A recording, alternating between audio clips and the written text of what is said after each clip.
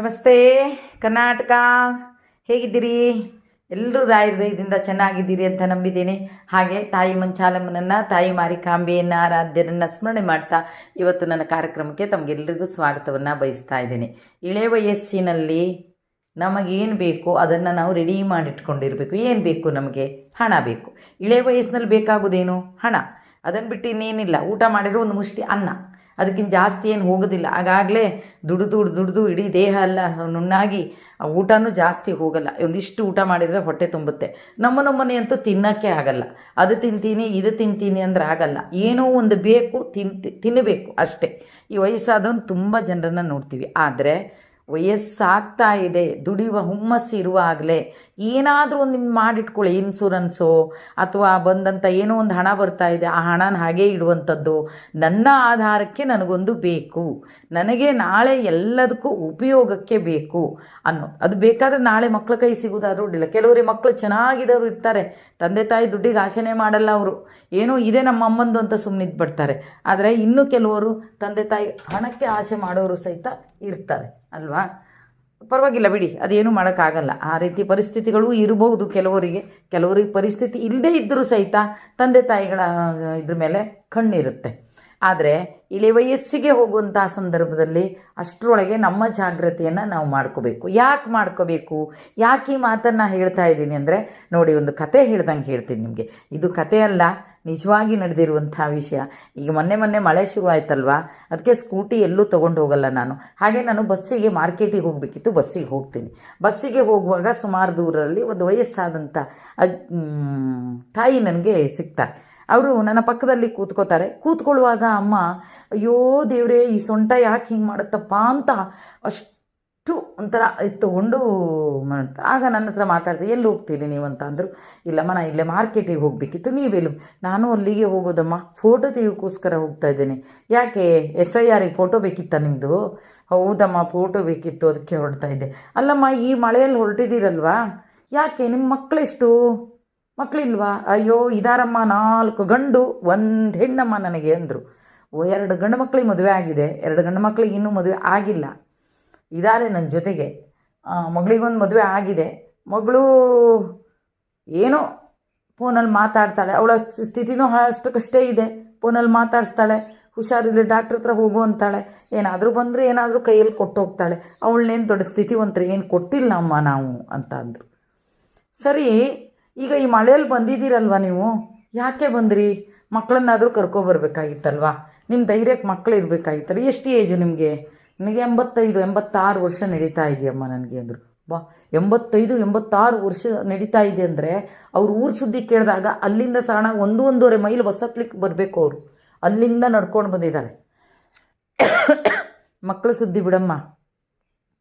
ಆಗ ಬೆಳೆಯುವಾಗ ನಮ್ಮ ಮಕ್ಕಳು ಅಂತೀವಿ. ನಾವು ಇಳೆ ವಯಸ್ಸಿಗೆ ಬಂದಾಗ ನಮ್ಮ ಮಕ್ಕಳು ನಮ್ಮನ್ನು ಕ್ಯಾರೇ ಮಾಡಲ್ಲಮ್ಮ ಅಂದರು. ನಾನೇ ದುಡಿಬೇಕು ತಾಯಿ, ಮನೆಯಲ್ಲಿ ದುಡಿದು ಆ 2 ಮಕ್ಕಳನ್ನು ಹೊಟ್ಟೆ ಹೊರಿಬೇಕು, ಸಣ್ಣ ಮಕ್ಕಳನ್ನು ಹೊಟ್ಟೆ ಹೊರದಂಗೆ ಹೊಡಿಬೇಕು. ಅಯ್ಯೋ ಅಮ್ಮ ತಾಯಿ, ನಿಮ್ಮ ಮಕ್ಕಳು ಕೆಲಸಕ್ಕೆ ಹೋಗಲ್ವಾ? ಎಲ್ಲಿ ಹೋಗ್ತಾರಮ್ಮ, ಬಿಡು. ವಾರದಲ್ಲಿ 1-2 ದಿವಸ ಹೋದರೆ ಹೆಂಡ ಕುಡಿಯೋಕೆ ಸರಿಯಾಗುತ್ತೆ ಅವರಿಗೆ. ಮಾಡಾಕಬೇಕು. ರೇಷನ್ ಅಕ್ಕಿ ಅಂತೂ ಸಿಗುತ್ತಾ? ಅದೊಂದು ರೇಷನ್ ಅಕ್ಕಿ ಸಹಿತ ತರಲ್ಲ ತಾಯಿ ಅಂತ ಎಲ್ಲ ಸುದ್ದಿಗಳನ್ನು ಹೇಳ್ತಾ ಹೋಗ್ತಾರೆ. ಹಾಗಾದರೆ ಈಗ ನೀವೇನು ಮಾಡ್ತೀರಿ? ಬೆಳಿಗ್ಗೆ ಎದ್ದು ಕೆಲಸಕ್ಕೆ ಹೋಗ್ತೀನಮ್ಮ, ಬೆಳಿಗ್ಗೆ ಎಲ್ಲ ಅಡುಗೆ ಮಾಡಿಟ್ಟು, ಏನಮ್ಮ ಈ ವಯಸ್ಸಲ್ಲಿ ಅದು ಸೊಂಟಾನೂ ಒಂದು ಬಾಧಿಸ್ತಾ ಇದೆ ನನಗೆ. ಆದರೂ ಅಡುಗೆ ಮಾಡಿಟ್ಟು ಹೋಗಬೇಕಮ್ಮ. ಅಡುಗೆ ಮಾಡಿಟ್ಟು ಹೋಗದೆ ಇದ್ದು ಇನ್ನೊಂದು ರೀತಿ ಗಲಾಟೆ ಗೌಜು ಮನೆಯಲ್ಲಿ. ನೆಮ್ಮದಿನೇ ಇಲ್ದಿದ್ದಂಗೆ ಆಗ್ಬಿಟ್ಟಿದೆ ನನಗೆ. ನೋಡಿ ಪಾಪ, ಕಷ್ಟಪಟ್ಟು ದುಡಿಬೇಕು, ಜೊತೆಗೆ ನೆಮ್ಮದಿ ಇಲ್ಲ. ಹೇಗಿದೆ? ಮಕ್ಕಳನ್ನು ಸಾಕಬೇಕು, ಮಕ್ಕಳಿಂದ ನೆಮ್ಮದಿ ಇಲ್ಲ. ಕಷ್ಟಪಟ್ಟು ದುಡಿಬೇಕು, ಮನೆಯಲ್ಲಿ ನೆಮ್ಮದಿ ಇಲ್ಲ. ಏನಪ್ಪ ಇದು ಯಾವುದು? ಇದು ಯಾವ ಕರ್ಮ ಇದು? ಈ ಜನ್ಮದ ಕರ್ಮ ಅನ್ನಬೇಕು, ಹೋದ ಜನ್ಮದ ಕರ್ಮ ಅನ್ನಬೇಕು, ಏನು ಅನ್ನಬೇಕು? ಆ ತಾಯಿಗೆ ಏನೋ ಆ ದೇವ್ರು ಕೊಟ್ಟು ವರ ಅಂದರೆ ಸ್ವಲ್ಪ ಗಟ್ಟಿ ಇದೆ. ಗಟ್ಟಿ ಅಂದರೆ ಏನು ಗಟ್ಟಿ ಅಂತಲ್ಲ, ಆದರೆ ನೀನು ತಿನ್ನಬಹುದು. ನಾನು ಯಾವುದೋ ಒಂದು ಕೆಲಸಕ್ಕೆ ಹೋದ್ರೆ ನಾನು ಮಾಡ್ಕೋಬಹುದು ಅನ್ನೋಷ್ಟು ಮಟ್ಟಕ್ಕೆ ಸ್ವಲ್ಪ ಇದ್ದಾರೆ. ಆಗ ನಾನು ಕೇಳ್ತೀನಿ, ಅಲ್ಲ ನಿಮ್ಗೆ ಆ ಹಣ ಈ ಹಣ ಎಲ್ಲ ಬರುತ್ತಲ್ವ, ಏನೂ ಇಟ್ಕೊಂಡಿಲ್ವಾ? ಸಂಘದಲ್ಲೆಲ್ಲ ನೀವು ಇನ್ಶೂರೆನ್ಸ್ ಮಾಡಿಲ್ವಾ ಅಂತ ಅಯ್ಯೋ ಸುಮ್ಮನಿರಮ್ಮ, ಇನ್ಶೂರೆನ್ಸ್ ಎಲ್ಲ ತೆಗೆದು ನುಂಗಿ ನೀರು ಕುಡ್ದಾಯಿತು ಅಂದರು. ಯಪ್ಪ ದೇವ್ರೆ, ನಗು ಬಂತು ಅಷ್ಟೊತ್ತಿಗೆ ನನಗೆ.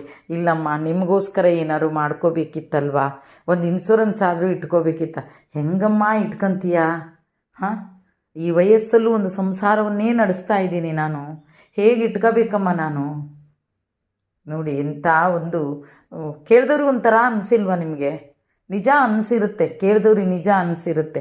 ಯಾವಾಗಿಂದ ಮಕ್ಕಳು ಸಣ್ಣಕ್ಕಿಂತ ದುಡಿತಾ ಇರುವಂಥ ಆ ವಯಸ್ಸು, ಈ ವಯಸ್ಸಿಗೆ ಬಂದರೂ ಇವತ್ತು ದುಡಿತಾ ಇದ್ದಾರೆ ಅಂದರೆ ತುಂಬ ಬೇಜಾರಾದಂಥ ವಿಷಯ.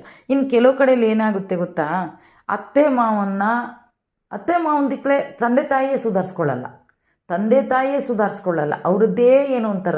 ಇನ್ನೊಂದು ಕಡೆಯಲ್ಲಿ ಮಕ್ಕಳು ಸುಧಾರಿಸಲ್ಲ, ಹೀಗಿನವರು ಇರ್ತಾರೆ. ಆದರೂ ಏನೇ ಆಗಲಿ ನಾವು ಮಾಡಿಟ್ಕೊಳ್ಳೋ ಜೊತೆಗೆ ನಮ್ಮನ್ನು ಹೆತ್ತವರು ಅನ್ನೋ ಒಂದು ಇದಕ್ಕಾದರೂ, ಒಂದು ತುತ್ತು ಊಟಕ್ಕಾದರೂ ಅವರಿಗೆ ಈ ವಯಸ್ಸಲ್ಲಿ ಕೊಡಬೇಕಾಗಿತ್ತಲ್ವ ಅಂತ ಅನ್ನಿಸ್ತು ಕಡೆಗೆ. ಆಮೇಲೆ ಹೇಳಿದೆ ನಾನು, ಬಸ್ ಇರೋ ತಕ್ಷಣ ನೋಡಿ ಅಮ್ಮ ಸ್ಟುಡಿಯೋ ದೂರ ಇಲ್ಲ, ಬೇಗ ಹೋಗಿ ಬನ್ನಿ. ಈ ಬಸ್ ಮತ್ತು ತಿರ್ಗಾ ಹೋಗುವಾಗ ನೀವು ಬಿಟ್ರಿ ಅಂದರೆ ಮತ್ತೆ ನಿಮ್ಗೊಂದು ತಾಸು ಲೇಟು ಅಂತ. ಇಲ್ಲ ಹೌದಮ್ಮ ನಂಗೆ ಗೊತ್ತು, ಯಾಕಂದರೆ ನಾನು ಇದೇ ಬಸ್ಸಿಗೆ ಬರೋದಮ್ಮ, ನಂಗೆ ಗೊತ್ತು, ನಾನು ಬೇಗ ಹೋಗಿ ತೊಗೊಂಡು ಬರ್ತೀನಿ. ನಂದೇನಂಥ ಕೆಲಸ ಇರಲಿಲ್ಲ, ನಾವು ಹೋದೆ ಮತ್ತು ತಿರ್ಗಾ ಬಸ್ ಬಂದು ನಿಂತಿತ್ತು, ಹೋಗಿ ಕೂತ್ಕೊಂಡು ಅವರಿಗೋಸ್ಕರ ಒಂದು ಸೀಟ್ ಕಾದಿರಿಸ್ಕೊಂಡೆ. ನೋಡೋಣ ಹೊರಡೋ ತನಕ ಬಂದರೆ ಅವರಿಗೆ, ಇಲ್ಲ ಅಂದರೆ ಇಲ್ಲ. ಬರ್ತಾ ಇರೋದು ಕಾಣಿಸ್ತಾ ಇದೆ, ಬನ್ನಿ ಅಮ್ಮ ಸೀಟ್ ಇಟ್ಕೊಂಡಿದ್ದೀನಿ ಅಂದೆ, ಬಂದೆ. ಆವಾಗ ಹೇಳಿದೆ ನಾನು, ಈ ಟೈಮ್ ಇದೆಯಲ್ವ ಇನ್ನೂ ಬಸ್ ಹೋಗಲಿಕ್ಕೆ, ಒಂದು ತುತ್ತು ಊಟ ಮಾಡ್ಕೊಬರಂತೆ, ಇಲ್ಲೊಂದು ಹೋಟೆಲ್ ಕಾಣ್ತಾ ಇದೆಯಲ್ಲ ಆ ಹೋಟ್ಲಲ್ಲಿ ಊಟ ಮಾಡಿಸ್ತೀನಿ ಬನ್ನಿ ಅಂದೆ. ನೋಡಿ ಎಂಥ ಸ್ವಾಭಿಮಾನ ಅಂದರೆ, ಬೇಡಮ್ಮ ತಾಯಿ, ನನಗೆ ನಾನು ಮನೇಲಿ ಮಾಡಿಟ್ಟು ಬಂದಿದ್ದೀನಿ, ಮನೇಲಿ ಮಾಡಿಟ್ಟಿದ್ದನ್ನೇ ಊಟ ಮಾಡ್ತೀನಿ. ಈ ವಯಸ್ಸಲ್ಲಿ ನಿಜವಾಗಿಯೂ ಆ ಮಳೆಯಲ್ಲಿ ಸುಮಾರಿನವರಾಗಿದ್ದರೆ ಒಂದು ಚಾನಾದರೂ ಕುಡಿಸೋವ ಅಂತಿದ್ರು. ಆದರೆ ಅಷ್ಟು ಸ್ವಾಭಿಮಾನದ ಆ 85 ವರ್ಷಕ್ಕೂ ಸಹಿತ ಸ್ವಾಭಿಮಾನವನ್ನು ಇಟ್ಕೊಂಡು ಬದುಕ್ತಾ ಇರುವಂಥ ಆ ಒಂದು ತಾಯಿ ನೋಡಿ ಹೇಗಿದೆ ಅಲ್ವಾ? ಪ್ರಪಂಚನೇ ಹಾಗೂ, ಕಾಲನೇ ಹಾಗೂ, ಕಾಲ ಬದಲಾಗ್ತಾ ಇದೆಯೋ ಅಥವಾ ಮನುಷ್ಯರು ಬದಲಾಗ್ತಾ ಇದ್ದಾರೋ ಏನೂ ಅರ್ಥ ಆಗಲ್ಲ.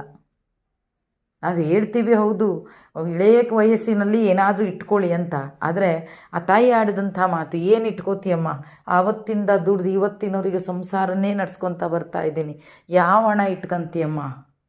ಒಂದು ರೇಷನ್ ಅಂಗಡಿಗೆ ಹೋಗಬೇಕು ಅಂದರೆ ಹೋಗ್ತಾ ರಿಕ್ಷಾ ಮಾಡ್ಕೊಂಡೇ ಹೋಗ್ಬೇಕಮ್ಮ, ನನಗೆ ಅಕ್ಕಿ ಹೊತ್ಕೊಂಡು ಬರೋಕ್ಕಾಗತ್ತಾ? ಅದಕ್ಕೆ 250-300 ರೂಪಾಯಿ ಇಟ್ಕೋಬೇಕು. ಅಕ್ಕಿ ಫ್ರೀ ಸಿಗುತ್ತೆ, ರಿಕ್ಷಕ್ಕೆ ಫ್ರೀ ಸಿಗುತ್ತಾ ದುಡ್ಡು? ಇಲ್ಲ ಅಲ್ವಾ? ಅದು ತರದೇ ಇದ್ದರೆ ಇವ್ರು ಹೊಟ್ಟೆ ಹೊರೆಯೋದು ಹೆಂಗೆ ನಾನು? ಅದರಲ್ಲೂ ಹೇಳ್ತಾರೆ ಮತ್ತೆ, ಕಾಲೆಲ್ಲ ಪಾಪ ಗುಳ್ಳೆ ಆಗಿದೆ. ಯಾಕಮ್ಮ ಕಾಲೆಲ್ಲ ಗುಳ್ಳೆ ಆಗಿದೆ ನಿಮಗೆ? ಅಯ್ಯೋ ಗದ್ದೆ ನೆಟ್ಟಿಗೆ ಹೋಗ್ತಾ ಇದ್ದೀನಮ್ಮ. ಅಯ್ಯೋ ದೇವ್ರಿ, ಈ ವಯಸ್ಸಲ್ಲಿ ಈ ಸೊಂಟ ನೋವು ತೊಗೊಂಡ? ಅದರಲ್ಲೇ ಬಂದಿರೋದಮ್ಮ ಸೊಂಟ ನೋವು. ಸರಿಯಾದ ಒಂದು ವೇಲ್ಗಿಲಿ ಏನಾದರೂ ಇದ್ರೆ ಇದು ಮಾಡಿಕೊಂಡು ಗದ್ದೆ ನೆಟ್ಟಿ ಈಗಲೂ ಮಾಡ್ತಾ ಇದ್ದೀನಿ ತಾಯಿ. ಸಂಘಕ್ಕೆ ಬೇಕಲ್ವಾ ಇವ್ರದ್ದೆಲ್ಲ ಹೊಟ್ಟೆ ಹೊರೆಯೋಕ್ಕೆ ಸಂಘದಲ್ಲಿ ಸಾಲ ತೊಗೊಂಡಿದ್ದೀನಮ್ಮ. ಆ ಸಾಲಕ್ಕೆಲ್ಲ ಏನಾದರೂ ಹಾಕಬೇಕಲ್ವ? ಸಾಲ ತೆಗೆಸ್ಕೊಡಿ ಅಂತಾರೆ, ಹಠ ಮಾಡ್ತಾರೆ, ಕೂಗ್ತಾರೆ. ಸಾಲ ತೆಗೆಸ್ಕೊಟ್ರೆ ಸಾಲ ಕಟ್ಟಲ್ಲ, ಆ ಜವಾಬ್ದಾರಿ ಸಹಿತ ನನ್ನ ಮೇಲೆ ಕೊಡ್ತಾರೆ. ಇದು ಯಾವ ಜನ್ಮದ ಕರ್ಮನೋ ಏನೋ ಒಂದು ಅರ್ಥ ಆಗದೆ ನಾನಂತೂ ಒಂಥರ ಇದಾಗ್ಬಿಟ್ಟೆ. ಅಲ್ಲ, ತುಂಬ ಕಡೆಯಲ್ಲಿ ಈ ರೀತಿ ನಡೆಯುತ್ತೆ, ತುಂಬ ಕಡೆಯಲ್ಲಿ ನಡೆಯುತ್ತೆ. ನಾವು ದಿನಾ ಬೆಳಿಗ್ಗೆ ಟಿ ವಿ ನೋಡಿದೆ, ದಿನಾ ಬೆಳಿಗ್ಗೆ ಯೂಟ್ಯೂಬ್ ನೋಡಿದೆ, ದಿನಾ ಬೆಳಿಗ್ಗೆ ಫೇಸ್ಬುಕ್ಕು ಇನ್ಸ್ಟಾಗ್ರಾಮು ನೋಡಿದ್ರೆ ಅಲ್ಲಿ ತಂದೆ ತಾಯಿಗಳನ್ನು ತುಳಿಯುವಂಥದ್ದು, ತಂದೆ ತಾಯಿಗಳನ್ನು ಬಿಟ್ಟು ಹೋಗುವಂಥದ್ದು ಏನೇನೋ ನೋಡ್ತೀವಿ ನಾವು. ಆದರೂ ಈ ವಯಸ್ಸಲ್ಲೂ ಪಾಪ 2 ಗಂಡು ಮಕ್ಕಳನ್ನು ಎಂಥ ತಾಯಿ ಸಾಕ್ತಾ ಇದ್ದಾರಂದರೆ ಹ್ಯಾಟ್ಸಪ್ ಹೇಳಬೇಕು ಅಂತ. ಅದು ಕರ್ಮ ಏನೇ ಇರಲಿ, ಅದು ಆಮೇಲಿಂದದು, ಅದು ನೋಡುವಂಥದ್ದಲ್ಲ. ಆದರೆ ಆ ಮಕ್ಕಳು ಪುಣ್ಯ ಮಾಡಿ ಬಂದಿದ್ದಾರೇನೋ ಅಂತ ಅನಿಸ್ಬಿಡ್ತು ನನಗೆ. ಹೋಗುವಾಗಲೂ ಹೇಳಿದೆ ನಾನು, ಒಂದು ಕೆಲಸ ಮಾಡಿ, ಮಳೆನೂ ಬರ್ತಾ ಇದೆ, ಅಷ್ಟು ದೂರ ಹೋಗ್ಬೇಕಲ್ವಾ, ನನಗೆ ಪರಿಚಯದವ್ರು ಒಬ್ಬ ರಿಕ್ಷಾ ಇದೆ, ನಾನು ಫೋನ್ ಮಾಡ್ತೀನಿ, ಆ ರಿಕ್ಷಾದ ಮೇಲೆ ನೀವು ಹೋಗ್ತೀರಾ ಅಂತೇಳಿ. ಎಲ್ಲಿ ಕೇಳಬೇಕು ಸ್ವಾಭಿಮಾನದ ಅಮ್ಮ? ಅಯ್ಯೋಯ್ಯೋ ಇಲ್ಲಮ್ಮ, ನಾನು ಗದ್ದೆ ಹಾಸಿ ಹೋಗ್ಬಿಡ್ತೀನಿ. ಅಯ್ಯೋ ಅಮ್ಮ, ಈ ನಮ್ಮನೆ ಕಾಲಲ್ಲೆಲ್ಲ ಬೊಬ್ಬೆ ಎದ್ದಿದೆ, ಅದೇ ಹರ್ಬಲ್ ಅಂತಾರಲ್ಲ ಅದೇನೋ ತೊಗೊಂಡಿದ್ದಾರೆ. ಹರ್ಬಲ್ ಹಚ್ಕೊಂಡ್ರೆ ಕಡಿಮೆ ಆಗಿಬಿಡುತ್ತೆ ಬಿಡಮ್ಮ, ಇದೆಲ್ಲ ನಮಗೆ ರೂಢಿ, ಏನೂ ಮಾಡೋಕ್ಕಾಗಲ್ಲ, ನರಕ ಯಾತನೆ, ಈ ಯಾತನೆಯಲ್ಲೂ ನಾವು ಕೆಲಸ ಮಾಡಬೇಕು, ಏನು ಮಾಡೋಕ್ಕಾಗಲ್ಲ ಅಂತ ಎಷ್ಟೇ ಒತ್ತಾಯ ಮಾಡಿದರೂ ಸಹಿತ, ಬೇಡ ತಾಯಿ ನನಗೆ ರಿಕ್ಷಾ ಬೇಡ, ನಾನು ಒಳದಾರಿಯಲ್ಲಿ ಗದ್ದೆ ಹಾಸಿ ಹೋಗಿಬಿಟ್ರೆ ಮನೆಗೆ ಬೇಗ ಹೋಗ್ಬಿಡ್ತೀನಿ ಅಂತ. ಆ ತಾಯಿ ಕೊನೆಗೂ ನಾನು ಮೊದಲಿನ ಸ್ಟಾಪಲ್ಲಿ ಇಳಿದೆ, ಅವ್ರಿಂದ ಮತ್ತು ಇನ್ನು 2ನೇ ಸ್ಟಾಪಲ್ಲಿ ಇಳಿಬೇಕು, ಅವ್ರು ಮುಂದ್ಗಡೆ ಹೋಗ್ತಾರೆ, ಅವ್ರ ಪರಿಚಯ ಏನಿಲ್ಲ ನನಗೆ. ಆದರೆ ಯೋಚನೆಯನ್ನು ಮಾಡ್ತಾ ಹೋದಾಗ ಮನುಷ್ಯನ ಜನ್ಮನಷ್ಟು ಒಳ್ಳೆ ಜನ್ಮ ಇನ್ನಿಲ್ಲ ಅಂತಾರೆ. ಆದರೆ ಇದು ಎಲ್ಲರಿಗೂ ಅನ್ವಯಿಸೋದಿಲ್ಲ, ಸುಳ್ಳೆ. ಯಾಕಾದರೂ ಈ ಜನ್ಮ ಬಂತಪ್ಪ ಅಂತ ಹೇಳಿದವರು ಎಷ್ಟೋ ಜನ ಇದ್ದಾರೆ ಅಲ್ವಾ? ಹಾಗಾಗಿ ಆದಷ್ಟು ನಾವು ಪ್ರಯತ್ನವನ್ನು ಮಾಡೋಣ. ಆ ಇಳೆಯ ವಯಸ್ಸಲ್ಲಿ ಆ ತಂದೆ ತಾಯಿಗೆ ಇನ್ನೊಂದು ಇದೆ, ಏನು ಅಂದರೆ ಸಾಯೋ ತನಕ ದುಡಿತೇನೆ ಅನ್ನೋರು ಎಷ್ಟೋ ಜನ ಇದ್ದಾರೆ. ಮಕ್ಕಳು ನೋಡ್ಕೊಳ್ಳೋರು ಇರ್ತಾರೆ, ಊಟಕ್ಕೆ ಹಾಕೋರು ಇರ್ತಾರೆ, ತಿಂಡಿ ಕೊಡೋರು ಇರ್ತಾರೆ, ಬಟ್ಟೆ ಬರೆ ಕೊಡೋರು ಇರ್ತಾರೆ. ಆ ರೀತಿ ಹುಮ್ಮಸ್ಸು ಬೇರೆ ಅದು. ನಾನು ಯಾರಿಗೂ ಹೊರೆ ಆಗಿರಲ್ಲ, ನಾನು ದುಡಿತೀನಿ ಅನ್ನೋದು ಬೇರೆ. ಮಕ್ಕಳಿಗೋಸ್ಕರ ಈ ವಯಸ್ಸಲ್ಲೂ ತಾಯಿ ದುಡಿಯೋದು ಬೇರೆ. ಅದಕ್ಕೆ ಹೇಳುವಂಥದ್ದು, ಇನ್ಶೂರೆನ್ಸ್ ಮಾಡ್ಕೋತೀರಾ ಮಾಡ್ಕೊಳ್ಳಿ, ಇನ್ನೇನಾದರೂ ಹಣ ಇದೆಯಾ ನಿಮ್ಮ ಹೆಸರಲ್ಲಿ ಕಟ್ಟಿಟ್ಕೊಳ್ಳಿ. ಈ ರೀತಿ ಯಾವ ತಾಯಿಗೂ ಬರೋದು ಬೇಡ, ಯಾವ ತಾಯಿಗೂ ಬರೋದು ಬೇಡ. ಯಾರೇ ಆಗಲಿ ಆಸರೆಯಾಗಿ ನಿಲ್ಲುವಂಥದ್ದಾಗಬೇಕು. ಯಾರೂ ಇಲ್ಲ ಅಂದರೆ ನಮ್ಮ ಹಣ ನಮಗೆ ಆಸರೆ ಆಗಬೇಕು, ನಮ್ಮ ಹಣ ನಮಗೆ ಆಸರೆ ಆಗಬೇಕು. ನಮ್ಮ ಹಣ ಇದೆ ಅನ್ನೋ ಗಟ್ಟಿ ಧೈರ್ಯ ನಮಗೆ ಬೇಕು. ನಾನೇನೋ ದುಡ್ದಿದ್ದೊಂದು ಇಟ್ಕೊಂಡಿದ್ದೀನಿ ಅನ್ನೋ ಧೈರ್ಯ ಬೇಕು. ಆ ಧೈರ್ಯಕ್ಕಾದರೂ ನನ್ನ ಜೊತೆಗೆ ಕೊನೆ ಇಳೆಗಾಲದಲ್ಲಿ ನಮ್ಮ ಜೊತೆಗೆ ಇರೋದು ನಮ್ಮ ಹಣ ಮಾತ್ರ ಇರುತ್ತೆ. ಹಾಗಾಗಿ ಅದನ್ನು ಒಟ್ಟುಗೂಡಿಸ್ಕೊಂಡು ಆ ಒಂದು ವಯಸ್ಸಿನಲ್ಲಿ ಎಲ್ಲೋ ಹೋಗ್ತೀವಿ, ಒಂದು ರಿಕ್ಷಾ ಮಾಡಿಕೊಂಡು ಎಲ್ಲೋ ಹೋಗ್ತೀವಿ, ಇನ್ನೇನಕ್ಕೂ ಒಂದು ಅಯ್ಯೋ ಹಸುವೆ ಆಗ್ತಾ ಇದೆ ಊಟ ಮಾಡೋಕ್ಕೂ ಮತ್ತೊಬ್ಬರ ಹತ್ರ ಕೈ ಬೀಡೋದು ಬೇಡ, ನನ್ನ ಕೈಲೇ ಇದೆಯಪ್ಪ ನಾನೇ ತಗೊಂಡು ಹೋಗ್ತೀನಿ ಅನ್ನೋ ಒಂಥರ ಧೈರ್ಯ. ಆ ಒಂದು ಮಟ್ಟಕ್ಕಾರು ನಾವು ಸ್ವಲ್ಪ ಆದರೂ ಹಣಗಳನ್ನು ಉಳಿಸಬೇಕು. ಇನ್ನೊಂದು ಸ್ಟೋರಿಯನ್ನು ಸಹಿತ ಮುಂದಿನ ಇದರಲ್ಲಿ ಹೇಳ್ತೀನಿ. ಆ ಒಂದು ಸಂದರ್ಭದಲ್ಲಿ ಆ ಸನ್ನಿವೇಶವನ್ನು, ಆ ಸ್ಥಳಕ್ಕೆ ಹೋಗಿ ನೋಡಿದಾಗ ಎಷ್ಟು ರಾಜಾರೋಷವಾಗಿ ಮೆರೆದಂಥ ವ್ಯಕ್ತಿ, ಎಷ್ಟು ಆಸ್ತಿ ಪಾಸ್ತಿಯನ್ನು ಮಾಡಿದಂಥ ವ್ಯಕ್ತಿ, ಮಕ್ಕಳನ್ನು ಬಂಗಾರದಂಗೆ ಸಾಕ್ತಂಥ ವ್ಯಕ್ತಿ, ಕೊನೆಗಾನದಲ್ಲಿ ಇರುವಂಥ ಜಾಗ ನೋಡಿದಾಗ ಇಷ್ಟೇನಾ ಬದುಕು ಅಂತ ಅನಿಸ್ಬಿಡ್ತು. ಇಷ್ಟೇನಾ ಬದುಕು? ಗಟ್ಟಿ ಇರೋ ತನಕ ತಂದೆ ಗಟ್ಟಿ ಇರೋ ತನಕ ಮಕ್ಕಳು, ಹೆಂಡತಿ ಮಕ್ಕಳು, ಗಟ್ಟಿ ಇಲ್ಲ ಅಂದರೆ ಅದು ಬೇರೆ.